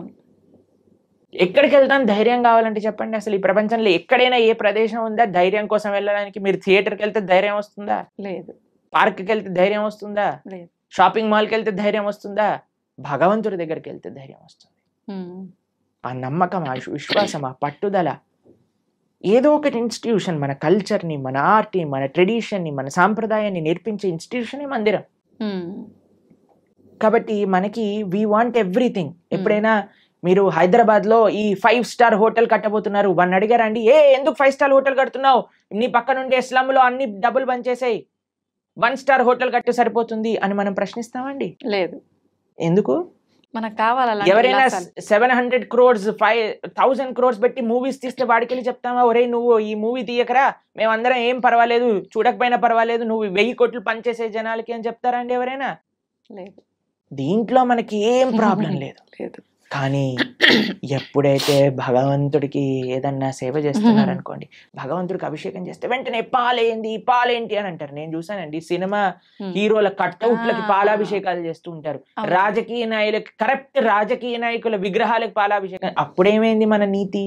మనకు నచ్చిన పని చేస్తే తప్పులేదు. మీరు చూసారండి ఇప్పుడు కొత్తగా ఈ ట్రెండ్ లో ఏమంటామంటే ఆ న్యూ ఇయర్ పార్టీలు అవి ఇవి అని చేసుకుంటారు కదా, దాంట్లో షాంపైన్ బాటిల్స్ లోంచి షాంపైన్ అంతా ఇలా పోతూ ఉంటుంది చూసావా? అప్పుడు నీకు డబ్బులు వేస్ట్ కాదే, 5,000 10,000 ఎంత ఉంటాయో మనకు తెలియదు, కానీ ఆ బండిటిని నేల కొరగటంలో నీకేం తప్పులేదు, పిచ్చి పిచ్చి గంతులు వేయటంలో నీకు తప్పులేదు, పబ్బులు కట్టడంలో తప్పులేదు, రెస్టారెంట్స్ కట్టడంలో తప్పులేదు, మాల్స్ కట్టడంలో తప్పులేదు, సినిమా థియేటర్లు కట్టడంలో తప్పులేదు, మందిరం మాత్రమే తప్పు. ఎందుకంటే భగవంతుడు మంచివాడు కాబట్టి. పాపం వాడు ఏమన్నాడు కదండి, నవ్వుతూ అలా నించుంటాడు. భగవంతుని కూడా తప్పట్లే. భగవంతుడిని ప్రేమతో ఉండే వాళ్ళ దగ్గర ఆయన ఉంటారండి, అది వేరే విషయం. ఆయన ఏం ఎక్స్పెక్ట్ చేయట్లేదు మనం ఇంత పెద్ద గుడి కడతాం అంత గట్టు, అది మన కృతజ్ఞత. కాబట్టి జనాలు అందులో ఆర్భాటాలు వద్దు అని కేవలం భక్తిలో అనుకుంటే తప్పు. లేదండి మాకు మా జీవనమే సరళం, మేమే ఒక మ్యారేజ్ డే వచ్చింది అనుకోండి, ఆలయానికి వెళ్ళి దండం పెట్టుకుంటాం. అలానే భగవంతుడి యొక్క ఉత్సవం వచ్చినా ఆలయానికి వెళ్దాం. లేదండి మేము మ్యారేజ్ డే మాత్రం ఒక 2-3 లక్షలతో చేస్తాము, కానీ కృష్ణాష్టమికి మాత్రం 100 రూపాయలు ఖర్చు పెడతాం. అది తప్పు. ఇక్కడ చూపించే కావాలి, ఇక్కడ చూపించే వ్యక్తిత్వం గురించి మాట్లాడుకోవట్లేదండి. కేవలం నేను చూపించడానికే పూజ చేస్తా అనటం తప్పు. కానీ భగవంతుడికి ప్రేమతో నేను ఇంత గొప్పగా చేసుకోగలుగుతాను అని అనుకోవటంలో తప్పేమీ లేదు. చేసుకోవచ్చు, కానీ మన హృదయంలో ఆ భక్తి, ఆ ప్రేమ అనేది ఉండాలి. ఓకే, ఏమంటారు మీరు? నిజమే ప్రభుజీ, ఉండాల్సిందే. చాలా తక్కువ మందిలో ప్రభుజీ రాను రాను ఇంకా అంటే ఎక్కువ ఆధ్యాత్మిక మార్గంలో భగవంతునికి దగ్గరగా ఉండాలంటే ఎక్కువ అంటే ఏమంటారు సెంటిమెంట్లు, కండిషన్లు ఎక్కువ ఉండాల్సిందేనేమో అని చెప్పి లిమిట్ లో అని అందరు జనాల్ని ఒక మబ్బెలో పెట్టేశారు జనాలు. కానీ మీరు మనందరం కలిసి ఇంకా ఇంకా ప్రజలలో ఆ చైతన్యాన్ని తీసుకొని రావాలి. అవును ప్రభుజీ. భక్తి అంటే కేవలం sentiments, rules, regulations, conditions, impositions కాదు. భక్తి అంటే ఎంతో సరళమైన, సున్నితమైన, ఆనందకరమైన, ఉత్సాహకరమైన, మనశ్శాంతిని ఇచ్చే ఒక ప్రాసెస్ అని మనందరం కలిసి జనాలకి చెప్పినప్పుడు అప్పుడు మాత్రమే వాళ్ళు నిజమైన భక్తి అంటే ఏంటో అర్థం చేసుకోగలిగే స్థితిలోకి వస్తారు. నిజమే ప్రభుజీ. ఇంకా ఇంకా ఇంటర్వ్యూస్ చేయాలి ఇలా. తప్పకుండా చేద్దాం ప్రభుజీ, మార్పు మనతోటే మొదలు పెడదాం. ఓకే, అయితే ప్రభుజీ నేటి అల్ట్రా మోడర్న్ జనరేషన్ వాళ్ళకి కృష్ణతత్వాన్ని అనుసరించాల్సిన ఆవశ్యకత ఎంతవరకు ఉంది ప్రభుజీ? ఏ జనరేషన్ వాళ్ళకైనా కృష్ణుని, భగవంతుణ్ణి అనుసరించాల్సిన అవసరం ఉన్నది. ఎలా అయితే మనకి ఓషన్లో ఉండే బోట్స్కి మీరు లైట్ హౌస్ అని ఉంటుంది తెలుసు కదా, అక్కడ నుంచి లైట్ వస్తుంది. ఆ లైట్ని చూస్తే వాళ్ళకి ఎక్కడికి వెళ్ళాలి అనే విషయం అర్థం అవుతుంది. లేకపోతే ఎక్కడ నేల ఉంది, ఎక్కడ మనం దాటచ్చు ఈ సముద్రాన్ని అనేది తెలియదు. ఇప్పుడు మనందరికి ఒక లైట్ హౌస్ లాంటి వాడు అన్నమాట. భగవంతుడు, భక్తి, గురువు, శాస్త్రము ఇవన్నీ ఒక లైట్ హౌస్ లాంటివి. మనందరం ఈ సంసారంలో బోట్ సముద్రంలో చూసారండి, ఎలా ఇలా పైకి ఇటు ఊపుతుంది, అటు ఊపుతుంది, సామాన్లన్నీ కింద పడిపోతూ ఉంటాయి. అలా మన పరిస్థితి కూడా అలానే ఉంది. మానసికంగా, వ్యక్తిగతంగా, ఎమోషనల్, ఫిజికల్, మెంటల్ అన్ని స్టేట్ లో వీఆర్ ఆల్ డిస్టర్బ్డ్. కానీ ఎప్పుడైతే ఆ లైట్ హౌస్ మనకు కనిపిస్తుందో, భగవత్ తత్వము అనేది ఏదైతే మనం తెలుసుకుంటామో అప్పుడు మనకి హోప్ ఉంటుంది జీవితంలో. ఇక్కడ ఒడ్డు ఉన్నది, ఇక్కడికి వెళ్తే మేము సురక్షితంగా ఈ సముద్రం నుంచి బయట పడగలుగుతాము అని. కాబట్టి ఏ అల్ట్రా మోడర్న్ అయినా, ఎటువంటి వాళ్ళైనా సరే అందరికీ శరణు భగవంతుడు. కాబట్టి ఎప్పుడైతే ఆ కేంద్రం మనకి ఉందో జీవితంలో, మంచి ధర్మం, సమాజ సేవ, దేశ సేవ, భగవత్ సేవ అనే కేంద్రం వైపు ఎప్పుడైతే మనందరం నడుస్తామో అప్పుడు ప్రతి ఒక్కళ్ళలో ఆధ్యాత్మికత, ఆ ఆనంద భావన అనేది కలుగుతుంది. కానీ ఇప్పుడు ప్రస్తుత సమాజంలో మోడర్న్, అల్ట్రా మోడర్న్ అన్నారు కదా మీరు, ఎంత అల్ట్రా మోడర్న్ అయితే అంత అల్ట్రా ప్రాబ్లమ్స్ వస్తున్నాయి. ఇది నిజం ప్రభుజీ. ఎప్పుడైనా మీరు డిప్రెషన్ అనేది విన్నారా అండి? మేమైతే మా టైంలో డిప్రెషన్ ఏంటి, మెంటల్ హెల్త్ ఇష్యూస్ ఏంటి, ఈ సైకాలజిస్ట్, సైక్రియాటిస్ట్ దగ్గర 3,000-4,000 రూపాయలు వారానికి ఖర్చు పెడుతున్నారు. ఇప్పుడు చిన్న యూత్ లో ఉండే పిల్లలకి, చిన్న చిన్న పిల్లల డిప్రెషన్. ఇప్పుడు ఎవరికి తెలియదు అసలు ఈ మెంటల్ హెల్త్ ప్రాబ్లమ్స్ ఏంటి అనేది ఎప్పుడు వినలేదు. ఒకళ్ళు చెప్పారు, ప్రభుజీ మేము వెళ్ళి మా అమ్మకి చెప్పాను నాకు డిప్రెషన్ ఉందంటే నువ్వు పారాసెటమాల్ వేసుకో తగ్గిపోతుంది అని చెప్పిందట వాళ్ళ అమ్మ. ఎందుకంటే పాపం తెలియదు కదా ఎవరికి మెంటల్ హెల్త్ అంటే ఏంటి, డిప్రెషన్ అంటే ఏంటి అని. అలాంటిది భారతదేశం. ఎంత మీరు అల్ట్రా మోడర్న్, సూపర్ మోడర్న్ అవుతుంటే అంత మనకి mental health problems, physical health problems. ఇప్పుడు చూడండి, ఎవరిని అడిగినా సరే నాకు ఇవి, నాకు అవి అని చెప్తున్నారు. ఇంతకు ముందు అలా మీరు చూసారండి మీ వయసులో ఎప్పుడైనా? మీరు ఎప్పుడైనా మెంటల్ హెల్త్ విన్నారా మీ చిన్నప్పుడు? మేము డిప్రెషన్ లో ఉన్నామండి, స్ట్రెస్ లో ఉన్నామండి, యాంగ్జైటీలో ఉన్నామని ఎప్పుడైనా విన్నారా మీరు? అలాంటి పదాలు ఎందుకు? మీరు అల్ట్రా మోడర్న్ సొసైటీలో లేరు కాబట్టి. ఇప్పుడు ఎందుకు వినాల్సి వస్తుంది? అల్ట్రా మోడర్న్ సొసైటీ తయారైంది కాబట్టి. కాబట్టి ఎంత మనం మన సంస్కృతిలో మన ఫౌండేషన్, ఇప్పుడు చూడండి, ఫౌండేషన్ స్ట్రాంగ్ ఉంటే బిల్డింగ్ ఉంటుంది. ఫౌండేషన్ వీక్ ఉంది అనుకోండి, బిల్డింగ్ కదిలిపోతుంది. మనకి ఇప్పుడు ఫౌండేషన్ వీక్ ఉంది. పెద్ద పెద్ద స్కై స్క్రేపర్ బిల్డింగ్లు కట్టేస్తున్నాం, కానీ ఫౌండేషన్ లేదు కదా, ఎప్పుడు కూలిపోతుందో తెలియదు. ఫౌండేషన్ ఏంటి? అదే ఆధ్యాత్మికత. మీరు ఎంత పెద్ద బిల్డింగ్ కట్టుతున్నారు అన్న దాంతో మీరు అల్ట్రా మోడర్న్ అవ్వండి, సూపర్ అల్ట్రా మోడర్న్ అవ్వండి, super super super duper ultra modern అవ్వండి, నో ప్రాబ్లం. కానీ నీ ఫౌండేషన్ ని చూసుకో, బేస్ ఎలా ఉంది. బేస్ కానీ ఆధ్యాత్మికత కానీ ఉంటే మీరు ఎంత పెద్ద బిల్డింగ్ కట్టినా అది స్ట్రాంగ్ గా ఉంటుంది. కాబట్టి we are concerned about the foundation. We are not concerned about what you are doing. కానీ ఏ భావనతో చేస్తున్నాము, దేన్ని ఫౌండేషన్ చేసుకొని మన జీవితంలో ఎదుగుతున్నాము అనేది మనకి ముఖ్యం. ఓకే. ఇప్పుడు అంటే మాట్లాడుకోవడం వరకు బాగానే ఉంటుంది ప్రభుజీ. చెప్తాము, వింటారు, వదిలేస్తారు. నిజంగా మనం ఆధ్యాత్మిక మార్గంలోకి తీసుకురాగలమంటారా ఈ ప్రస్తుతం ఉన్న సమాజంని? తప్పకుండా. ఏ రకంగా? ఎవరైతే సిన్సియర్గా ఉంటారో, మా జీవితంలో మేము భగవంతుడికి చేసే ఆ చిన్నపాటి సేవలో ఎంతో మంది జీవితాలు మారటం మేము స్వయంగా చూసాం. అంతేందుకంటే మా జీవితం కూడా మారింది కదా, మేము అవును. ఒకళ్ళని విన్నందుకు వల్ల, మా గురువుని మేము ఆశ్రయించే అనేది చెప్పే మంచి విషయాలను సీరియస్ గా తీసుకోవటం వల్ల కదా నా జీవితం మారింది. అంతే. లేదా ఈ సమయంలో నాకు 28 years, ఇప్పుడు నేను ఏదన్నా చేస్తుండేవాడిని. ఆ, కానీ మా జీవితం మారింది అని అంటే, ఇప్పుడు నేను మారినప్పుడు ఎందుకు మారలేరు 10 మంది? ఉమ్, కాబట్టి మా జీవితంలో మేము ఎన్నో వేల మంది జీవితాలను మార్చి మంచి మార్గంలో వెళ్ళటం మేము స్వయంగా మా సొంత జీవితంలో చూసాం. ఓకే. అది శాస్త్రవాకు. ఎవరైతే భగవంతుడి గురించి మంచి హృదయంతో భగవంతుడు ఇచ్చిన మెసేజ్ని యాక్సెప్ట్ చేస్తారో జీవితంలో, వాళ్ళు తప్పక మారతారు. That is not difficult thing at all. Um, కేవలం మంచి విషయాలు మనం వినగలగాలి, మంచి వాళ్ళ సత్సంగంలో ఉండగలగాలి, ఉమ్, మంచి ఆధ్యాత్మిక పుస్తకములు చదవగలగాలి, మన మంచి ఆహారాన్ని స్వీకరించటంతో పాటు మంచి అలవాట్లు అన్నీ మనకు ఉండగలిగితే తప్పకుండా మారుతాం. And we will change for good um. And we will be all happy. Prabhuji, ఆధ్యాత్మిక మార్గంలో నడిస్తే అంత మంచే జరుగుతుంది, ఆ మార్పు అనేది మొదలవ్వాలి అనుకున్నాం. అసలు నిజంగా ఆధ్యాత్మికం వైపు వెళ్ళాలి అన్న ఆలోచన కలిగే వాళ్ళు కొంతమంది ఉంటారు ఇలాంటి మాటలు విన్న తర్వాత. అటువంటి వాళ్ళ ఆలోచన విధానము అనేది ఏ రకంగా ఉంటే బాగుంటుంది గురుజీ? ఫస్ట్, ఆధ్యాత్మిక మార్గంలో మొట్టమొదటి అడుగు శ్రవణం. ఓకే. శ్రవణం కీర్తనం విష్ణు స్మరణం పాదసేవనం అర్చనం వందనం దాస్యం సాఖ్యమాత్మ నివేదనం అని ప్రహ్లాదుడు భాగవతంలో చెప్తాడు. మొట్టమొదటి అడుగు శ్రవణం. ఇప్పుడు ఎవరికైనా ఆధ్యాత్మిక మార్గం అంటే ఏంటి తెలుసుకోవాలి అని అనుకుంటున్నారు అనుకోండి. అసలు ఆధ్యాత్మిక మార్గంలో నేను ఎలా ఉండాలి, ఒక బేసిక్ బుక్ అనేది మనకి సనాతన ధర్మానికి ఒక పుస్తకం, ఒక మాన్యువల్, ఒక మెషిన్ కొన్నాం అనుకోండి, ఒక మాన్యువల్ కావాలి కదండి. అలా అసలు మనం ఏమి చెయ్యాలి మానవ జన్మ వచ్చాక అని చెప్పేదే భగవద్గీత. మీరు మన ఛానల్లో, ప్రణవానంద దాస్ అనే ఛానల్లో, ఇప్పుడు ఎవరికైనా మీకు ఈ ఇంటర్వ్యూ వినటం వల్ల అసలు మాకు ధర్మం అంటే ఏంటి, హిందూ ధర్మం అంటే ఏంటి, అసలు భగవంతుడు ఏం చెప్పాలనుకుంటున్నాడు, అసలు మానవుడు ఏం చెయ్యాలి అని మీకు ప్రశ్నలు ఉన్నాయనుకోండి, మనం 18 lectures మాత్రమే, ఒక్కొక్క లెక్చర్ 1 hour మాత్రమే ఉంటుంది. ప్రణవానంద దాస్ ఛానల్లో మీరు వెళ్ళి ప్లేలిస్ట్ లో భగవద్గీత అని మీరు చూసారనుకోండి, కేవలం సింపుల్ 18 lectures. ఇప్పటి వరకు సుమారుగా 8 లక్షల మంది పైగా ప్రవచనాలు విని ఉన్నారు ఆల్రెడీ. కాబట్టి మీరు జస్ట్ దాన్ని 18 lectures వినండి, 1 to 18 కంప్లీట్ చేసే లోపల మీకు మొత్తం క్లారిటీ వస్తుంది జీవితంలో మనం ఏం చేయాలి. It is very simple. దాని తర్వాత ఫస్ట్ స్టెప్ శ్రవణం అయిపోయాక మెల్లమెల్లగా ఒక్కొక్క అడుగు మిమ్మల్ని ముందుకు తీసుకెళ్తుంది ఆ శ్రవణం యొక్క శక్తి వల్ల. కాబట్టి మీరు ఇప్పుడు హాలిడేసే కాబట్టి మీకు అంత బిజీగా ఉండరు అని నేను భావిస్తున్నాను. కాబట్టి అట్లీస్ట్ ఈ సమ్మర్ హాలిడేస్లో ఈ 18 lectures భగవద్గీత, సంపూర్ణ భగవద్గీత ప్రణవానంద దాస్ అనే యూట్యూబ్ ఛానల్లో మీరు విని చూడండి.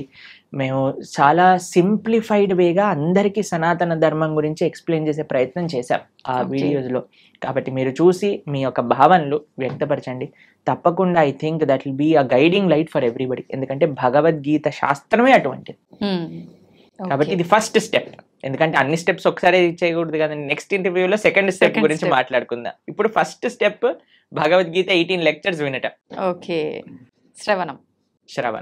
ఓకే. ప్రభుజీ, ఆహారం విషయానికి వస్తే చాలా మంది ఈ మధ్య కాలంలో నాన్ వెజ్ ఫుడ్కి ఎక్కువ అలవాటు పడిపోతున్నారు, ఎక్కువగా మాంసాహారం తింటున్నారు. నిజంగా మాంసాహారం అనేది తినడం తప్పంటారా ప్రభుజీ? మనకి ఎప్పుడైనా దోమ కుట్టినప్పుడు మీకు ఏమనిపిస్తుందండి? నొప్పి, బాధ కలుగుతుంది. ఏమంటారు అప్పుడు? దోమ కుట్టింది పాట్ అని వేసేస్తారు కొంతమంది. అయితే అరే ఆ దోమ ఎక్కడుందో పట్టుకొని రారా, దాన్ని ఎలా అయినా చంపేయాలి. ఇప్పుడు బ్యాట్లు తీసుకొని ఏమంటారు, మీరు యుద్ధానికి వెళ్ళినట్టు దోమలు వెనకాల పడి దోమలు చంపేస్తాయి. ఇంత పెద్ద శరీరం నీది, ఇంత చిన్న దోమ, ఇంత చిన్న చీమ కుడితే అబ్బో చీమ కుట్టింది, నీళ్లు పోసేయండి, చీమలు అన్నిటి తీసేయండి, లక్ష్మణ్ రేఖ పెట్టేసేయండి. ఇంత పెద్ద శరీరంలో ఏదో ఒక మూలన ఇంత చిన్న నొప్పి వస్తేనే భరించలేని మనము ఒక ప్రాణిని ఒక కత్తి తీసుకొని గొంతు కోసేసి అది విలవిల్లాడుతూ రక్తం కక్కేసి అలాంటి నొప్పి వేరే వాళ్ళకి ఇవ్వడానికి ఎలా సిద్ధం అవుతామండి ఒకసారి చెప్పండి. ఏమంటారు మీరు? రైట్ అంటారా? మనం ఇంత చిన్న నొప్పిని కూడా భరించలేమాయే, కానీ మనం ఏ ప్రాణిని ఎలాగైనా హింసించచ్చు అనే భావన వస్తే రేపు ప్రొద్దున అది విస్తీర్ణం అవుతుందన్నమాట. We become hard hearted. ఇప్పుడు ఒక ప్రాణి కష్టాన్ని చూస్తూ మన మనసు చలించలేకపోయింది అనుకోండి, రేపు ప్రొద్దున ఇంకొక మనిషి కష్టాన్ని చూసి కూడా మనం చలించలేకపోతాం. నిజం ప్రభుజీ. మన తోటి ఉండే వాళ్ళ కష్టాలు, అసలు కష్టాన్ని అర్థం చేసుకొని మనస్తత్వం వచ్చేస్తుంది. కష్టం ఎవరికైనా కష్టం కదండి. అవును. ఒక ప్రాణిలో కష్టం చూడని వాడివి మనిషిలో కష్టం ఎలా చూడగలుగుతున్నావు? మనిషిలో కష్టాన్ని చూసిన వాడివి ప్రాణిలో కష్టాన్ని ఎందుకు చూడలేకపోతున్నావు? మనిషికి ఒక జీవుడికి ఏంటి డిఫరెన్స్ చెప్పండి? వాళ్ళకి ఫ్యామిలీ లేదా? వాళ్ళకి పిల్లల పైన ప్రేమ లేదా? అది జీవించాలి అని అనుకోవట్లేదా? ఒక కోడినో ఒక మేకనో అనుకోండి, అదేమన్నా మీ దగ్గరకు వచ్చి నా గొంతు కోసేసే, నన్ను ఈరోజు బిర్యానీ వండుకొని తిను అని చెప్తుంది. అదేమన్నా విలవిల్లు ఆడిపోతుంది, భయం అయిపోతుంది. ఆ నెగిటివ్ ఎనర్జీ మొత్తం ఈ ప్రపంచంలో అన్ని చోట్ల ఆ క్రీపిన్ అయ్యే భూకంపాలు, టోర్నాడోస్, దానికి ఒక థియరీ ఉంది, సైంటిఫిక్ థియరీ తెలిసిన మీకు? ఎప్పుడైతే మనం ఇంత జీవహింస, ప్రాణి హింస అనేది జరుగుతుందో ఆ నెగిటివ్ వైబ్రేషన్స్ అన్ని కలెక్ట్ అయ్యి ఒక్కసారి అది మాస్ డిస్ట్రక్షన్ చేస్తుంది అనమాట. ఓకే. భూకంపాలు రావటం, సునామీలు రావటం, టోర్నాడోలు రావటం, ఫారెస్ట్ ఫైర్స్ రావటం, ఇవన్నీ ఎందుకు, ఈ వైపరీత్యాలన్నీ ఎందుకు వస్తున్నాయి అని అంటే ఆ నెగిటివ్ వైబ్రేషన్స్ వల్ల. ఓకే. కాబట్టి మనం జీవహింస తెలిసి ఎవరిని తెలియకుండానే మనం ఎంత ఇబ్బంది పెడుతున్నామండి. ఓ బిల్డింగ్ కట్టాలి అంటే పాపం కింద ఎన్ని పాములు పోయాయో, ఎన్ని చీమలు పోయాయో, ఎన్ని ప్రాణులు కోల్పోతాయో. ఒక రోడ్ వేయాలన్నా మనం రోడ్ పైన పోతూ వెహికల్స్ లో ఉంటే మనకి ఎన్ని తెలుసు చెప్పండి? తెలియక ఎన్ని చేస్తున్నాం మనం. వెజిటేషన్స్ గ్రో చేస్తుంటే ఎన్ని పోతాయో క్రాప్స్ లలో. తెలియకుండానే మనం ఇంత జీవహింస చేస్తున్నాం. ఇంకా తెలిసి చేస్తే ఎలా చెప్పండి? కాబట్టి ఒక్కటి గుర్తుపెట్టుకోండి, మన శాస్త్రం చెప్తుంది మాంసహ అంటారు, మాంసం అని అంటారు కదండి. అంటే నేను రేపు నీలాగా అవుతాను. మాంసహ, ఈరోజు నేను నిన్ను చంపుతున్నాను, రేపటి రోజున నువ్వు నన్ను చంపుతావు. అది ఎగ్జాక్ట్ డెఫినేషన్ ఆఫ్ మాంసం. ఈరోజు మనం ఏ జీవినైతే ఎంత బాధ పెడుతున్నామో అదే బాధ 100 రెట్లై మనం అనుభవించాల్సి వస్తుంది, లేదా మన ముందు మనకు కావాల్సిన వాళ్ళు అనుభవిస్తారు. కాబట్టి మనం అది ఒక ఎన్వైరన్మెంటల్ పర్స్పెక్టివ్గా చూసినా, ఇప్పుడు మ్యాక్సిమం 60% ఆఫ్ వెజిటేషన్ మొత్తం కూడా ఈ ఫార్మ్లో ఉండే యానిమల్స్కి తినిపించడంలో పోతుంది. అదే కానీ మనం ఇప్పుడు చూడండి, ఇప్పుడు ఇండియాలో మనం వెజిటేరియనిజం గురించి మాట్లాడితే ఎలా అంటున్నారు, వెజిటేరియన్స్ ఎట్లా అవుతారు, అది ఇది ఇది ఇది ఇది దీనికి విరుద్ధం, దానికి విరుద్ధం, ఇది మా ఫ్యామిలీకి విరుద్ధం, ఇది మాకు ఇది విరుద్ధం అని పెద్ద యుద్ధాలకు వచ్చేస్తున్నారు. ఫారినర్స్ అందరు వీగన్ కల్చర్ విన్నారా మీరు ఎప్పుడైనా? వీగనిజం అని పెరిగిపోతుంది అక్కడ. ప్లాంట్ బేస్డ్ డయట్, యానిమల్ ఉన్న దాన్ని వాళ్ళు టచ్చే చేయరనమాట. దాన్ని వీగన్ అని అంటారు. మొత్తం మీరు చూస్తే, మేము ఆస్ట్రేలియా మెల్బోర్న్ లో ఒక వీగన్ స్ట్రీట్ అని ఉంది. మొత్తం స్ట్రీట్ అంతా వీగన్ రెస్టారెంట్స్ అక్కడ. అమెరికాలో అన్ని చోట్ల ఇప్పుడు వీగనిజం పెరిగిపోయింది. మీరు ఎక్కడికి వెళ్ళినా సరే వీగన్ అని చెప్తే మీకు ఒక్క డైరీ ప్రోడక్ట్ కూడా టచ్ చేయరు వాళ్ళు. అలాంటి స్ట్రిక్ట్ వెజిటేరియన్ డైట్ ని వీగనిజం అని అంటారు అనమాట. కాబట్టి పాశ్చాత్య దేశస్తులు, దానికి ఏం ఆధ్యాత్మికత అవసరం లేదండి నాన్ వెజిటేరియన్ ఆపేయడానికి. మనుష్యత్వం ఉండాలంతే. ఒక మనిషిగా నేను బాధపడుతున్నాను, ఇంకొక ప్రాణిని బాధ పెట్టకూడదు. ఇప్పుడు చూడండి, మనం తింటే 10 నిమిషాల్లో పోయే రుచికి ఒక ప్రాణినే చంపేస్తున్నాం అంటే ఎంత అన్యాయం చెప్పండి. కాబట్టి అది ఆధ్యాత్మికంగా మంచిది కాదు, సామాజికంగా మంచిది కాదు, ఒక మానవుడికి అయితే అసలే మంచిది కాదు. అన్నీ ఈ ప్రపంచంలో అంతా బాగుండాలి అని అంటే ఎవరిని మనం ఇబ్బంది పెట్టకూడదు. ఆధ్యాత్మికత విషయం అయితే దూరం పెట్టేసేయండి. మాంసాహారం తినే వాళ్ళు ఎప్పటికీ ఆధ్యాత్మికంగా ఒక్క అడుగు కూడా ముందుకెయ్యలేరు. ఇది సత్యం. కానీ this is far beyond to understand. కానీ ఫస్ట్ మనిషిగా ఆలోచిద్దాం, ఒక ప్రాణిగా ఆలోచిద్దాం. కాబట్టి భగవంతుడు అందరినీ సృష్టించినప్పుడు ఆయన అందరి పిత కదా. మీరు ఒక 3 తమ్ముళ్ళు అన్నయ్యలు ఉన్నారనుకోండి, ఒకరిని ప్రేమించి ఒకరిని చెంపమైన లాగి పెట్టారనుకోండి, వాళ్ళ అమ్మ ఏమంటారు, ఒరేయ్ వాడేం చేశాడు రా నిన్ను అంటే, ఏం లేదమ్మా, నాకు వీడిని ప్రేమిస్తున్నాను కదా, వాడిని కొడతాను. ఒప్పుకుంటారా వాళ్ళ? అలానే భగవంతుడు ఎలా ఒప్పుకుంటాడండి? నువ్వు మనిషిని మాత్రమే ప్రేమించి మిగతా జీవులందరినీ కూడా హింసిస్తూ ఉంటే. నిన్న మేము ఒక పోస్ట్ చూసాము ఇంటర్నెట్ లో, అందులో ఉంది ఒక shark kills 11 people in an year. ఒక షార్క్ ఒక 10-11 మంది మనుషుల్ని చంపేస్తుందట, తినేస్తుందట సంవత్సరంలో. ఒక ప్రదేశంలో, జస్ట్ ఒక స్టాటిస్టిక్స్ చెప్తున్నారు అనమాట. కానీ ఒక మనిషి 11,000 షార్క్ ని గంటలో చంపేస్తాడట తినడానికి, దాని లెదర్ కోసం అని. ఎంత అన్యాయం చెప్పండి. కాబట్టి మనం ఈ అన్యాయాన్ని ఎంతగా ఆపగలిగితే, అందరం ఎంత సాత్వికంగా, ఎంత హింస ఫ్రీగా ఉండగలిగితే మన ప్రపంచం అంత బాగుంటుంది. మీకు ఇంకొక విషయం చెప్తాను. మేము ఒక బుక్ చదివాం, దాన్ని how to live to be 100 అని అంటారు. 100 సంవత్సరాలు బ్రతుకుండాలంటే సీక్రెట్. అందులో ప్రపంచంలో 100 సంవత్సరాలు పూర్తిగా బ్రతికిన ప్రదేశాల్లో హైయెస్ట్ మెంబర్స్ ఎక్కడైతే ఉన్నారో అక్కడ రీసెర్చ్ చేసి ఆ పుస్తకం రాశారనమాట. అందులో తేలింది ఏంటి అని అంటే, these are all animal products free. మాంసం అనేది వాళ్ళు స్వీకరించలేదు. ఇప్పుడు ఏ డాక్టర్ దగ్గరికైనా మీరు వెళ్ళి అడగండి, ఏదైనా మనకి ఇంత చిన్న జబ్బు, రోగం, జనం వచ్చింది అనుకోండి, ఫస్ట్ నాన్ వెజిటేరియన్ మానేయి అని చెప్తారట. కాబట్టి that is not natural for us. ఇప్పుడు చూడండి, కార్నివరస్, హర్బివరస్ అని మనం వినే ఉంటాం. కార్నివరస్ అంటే మాంసాన్ని తినేవి, హర్బివరస్ అంటే చెట్లను తినేవి. మనవి, మన బాడీ మన నోటి నుంచి ప్రారంభం చేసుకొని మన డైజెస్టివ్ సిస్టమ్ మొత్తం కూడా హర్బివరస్ యానిమల్స్ లానే ఉంటుంది, కార్నివరస్ యానిమల్స్ లా.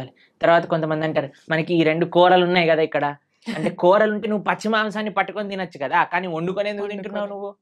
కార్నివరస్ యానిమల్స్ అయితే అవి పచ్చి మాంసాన్ని పట్టుకొని వేటాడి తింటాయి. మనం ఏమన్నా ఇప్పుడు ఒక మేకని తినేవాడు ఏమన్నా మేక పైన పడి వాడిని చీల్చి తింటాడా? లేదు. కాబట్టి ది వెరీ థాట్ దట్ నువ్వు వండుకొని తింటున్నావు అని అంటే అది నీకు శరీరానికి మార్చి కానీ నువ్వు తినలేవు అని. కానీ ఇప్పుడు చూడండి, సాలడ్స్ లో మీరు ఏ కూరగాయలు వేసినా సరే కక్కర్ అని తినేస్తారు. క్యారెట్లు తినేయచ్చు, బీట్రూట్లు తినేయచ్చు, ఏదైనా తినేయచ్చు పచ్చిగా. కాబట్టి మనకి పచ్చిగా తింటే అరుగుతుంది.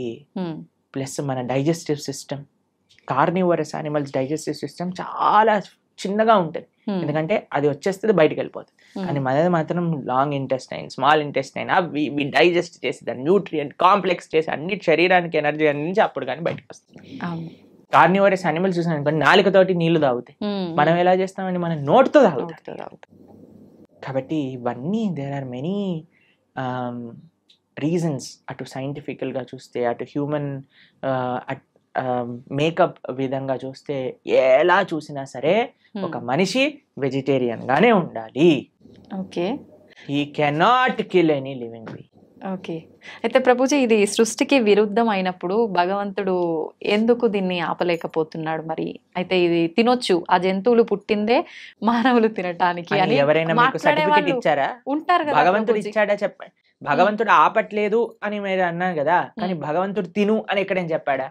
లేదు. ఏదైనా ఇప్పుడు ఒక మేక పుట్టాక ఇది వీడు తినడానికి అని దానిపైన స్టాంప్ వేసి ఆయన పంపించాడా మనకి? లేదు కదా. ఎందుకు? ప్లస్ ఈ మనిషి కూడా ఎందుకు సెలెక్టివ్ గా ఉన్నాడు? నేను మేకనే తింటా, కోడిని, కుక్కని ఎందుకు తినావు నువ్వు? నీ పెంచుకునే కుక్కకి ఇంకా బయట ఉండే మేకకి ఏంటి డిఫరెన్స్? కొంతమంది డాగ్ లవర్స్ ఉంటారు, మీరు చూసిన కన్నా మున్నా చున్నా అని ఎప్పుడు ఇలా కుక్కని ఇలా పట్టుకొని అలా పట్టుకొని, కుక్కకి ఏమన్నా అయితే వాళ్ళు ఏలవటం అవి. అరే, ఆ కుక్కకి ఎంతైతే ప్రాణం ఉందో ఆ మేకకి కూడా అంతే ప్రాణం ఉంది. ఏమన్నా మేకల తక్కువ ప్రాణం ఉందా చెప్పండి? లేదు. మరి ఎందుకు మనం ఆ డిఫరెన్షియేషన్ చేస్తున్నాం? భగవంతుడు నీకు తినాలి అని చెప్పలేదు, కాబట్టి భగవంతుడు నీకు తినద్దు అని కూడా వచ్చి చెప్పడు. శాస్త్రం అన్నీ చెప్పింది. మద్యం, పానం, క్షియ, సూన, యత, అధర్మశ్చ చతుర్విధం. భాగవతం చెప్పింది ఈ విషయాలు. 4 విషయాలు తప్పు. వ్యభిచారము, మాంసాహారాన్ని స్వీకరించటం, జూదమాడటం, తర్వాత మాదక ద్రవ్యాలు, సిగరెట్, మందు, గుట్కా, మాణిక్ చంద్ ఇవన్నీ వేసుకుంటారు కదండి, ఇవన్నీ ఈ 4 అధర్మము అని శాస్త్రం క్లియర్ గా చెప్తుంది. కాబట్టి ఈ 4 మనం దూరం పెట్టాలి, అప్పుడే మనం మనిషి అవుతాం. మాంసాహారం తినడమే తప్పు, అసలు మహాతప్పు, పాపం, మహాపాపం. పాపం కాదు, మహాపాపం. మహాపాపం. మీరు మనం ఇక్కడ ఏవేవైతే చేస్తామో మళ్ళీ అక్కడికి వెళ్ళిపోయాక మనల్ని కూడా అలానే చేస్తారు. దానికి సిద్ధము అని అంటే మన ఇష్టం. ఇంకా చాలా మంది అంటారు చూసుకుందాంలే ఏదైతే అది అని. అలాంటి మూర్ఖులకి మనం ఇంకేం చెప్తామండి. సో ఒక గుర్రాన్ని నీటి వరకు తీసుకెళ్ళటం కానీ నీటిని తాగించలేం కదా. మన ప్రయత్నం మంచి విషయాలు 10 మందికి చెప్పటము, అంతేకాని ఎవరిని మనం గొంతు పట్టుకొని ఇది చేయించలేమన్నమాట. వాళ్ళ జీవితంలో వాళ్ళకి ఆ అనుభవము, ఆ మానసిక మెచ్యూరిటీ, తర్వాత ఆ పరిపక్వత అనేది వాళ్ళకే ఉండాలి. అయితే ప్రభుజీ చాలా మంది ఎక్కువగా భగవంతుని ఆరాధనలో ఆధ్యాత్మిక మార్గంలో ఉంటూ ఉంటారు, యథావిధిగా నాన్ వెజ్ అవన్నీ తీసుకుంటూ ఉంటారు. అలాంటి వాళ్ళు చేసే ఆధ్యాత్మికత నాన్ వెజిటేరియన్ రెండు ఒక దాటిలోకి రావు. నాన్ వెజిటేరియన్ ఆధ్యాత్మికం అవ్వలేడు. ఆధ్యాత్మికంగా వెళ్ళే వ్యక్తి నాన్ వెజిటేరియన్ తినలేడు. పూజలు పునస్కారాలు వేరే విషయం అండి. పూజలు పునస్కారాలు చేస్తూ నువ్వు నాన్ వెజిటేరియన్ తింటున్నావు, అది వేరే విషయం. కానీ ఆధ్యాత్మికత అనేసరికి భగవంతుడు ఏంటి, భగవంతుడు ఏం చెప్పాడు అని అర్థం చేసుకోవటం ఆధ్యాత్మికత. భగవంతుడు నన్ను ఎలా జీవించమని చెప్పాడో అర్థం చేసుకొని జీవించటం ఆధ్యాత్మికత. మనం 100 పూజలు చేయి, పునస్కారాలు చేసుకొని ఏదైనా చేసుకోండి, కానీ భగవంతుడు జీవించమన్న జీవన విధానాన్ని మనం ఆచరించకపోతే he will not care for us. ఇప్పుడు చూడండి, మీకు మీ పిల్లలు ఉన్నారు, మీరు చెప్పిన మాట వినటం మీకు ముఖ్యమా, మీరు చెప్పిన విధంగా వాళ్ళు ఉండటం మీకు ముఖ్యమా, లేదా మీరు చెప్పిన విషయాలు ఏమీ పాటించకుండా బయటికి వెళ్ళి మా అమ్మ ఇంత గొప్పది, మా అమ్మ అంత గొప్పది, మీ ఫోటో పెట్టుకొని రూమ్లో రోజు ప్రొద్దున అగరబత్తులు తిప్పేసి ఆరతులు పెట్టేసి మీకు పెద్ద పెద్ద మాలలు వేయటం ముఖ్యమా? మీరు చెప్పండి, ఏది మీకు సంతోషాన్ని ఇస్తుంది? చెప్పిన మాట ఆచరిస్తే అంతే కదా. చెప్పిన మాట ఆచరించి మీరు పెద్దగా ఏం చేయకపోయినా మీరు ఆనందంగానే ఉంటారు కదా. నాన్న చదువుకో, మంచిగా ఉండు, 10 మందితో మంచి చెయ్యి, నువ్వు ఎప్పుడు బాగుండాలి, అది మీరు చెప్పిన విధానాన్ని వాళ్ళు ఫాలో అవుతాయి కదా. అదే ఆధ్యాత్మికత అంటే. భగవంతుడు ఏం చెప్పాలనుకుంటున్నారో తెలుసుకొని దాన్ని ఫాలో అవ్వటం ఆధ్యాత్మికత.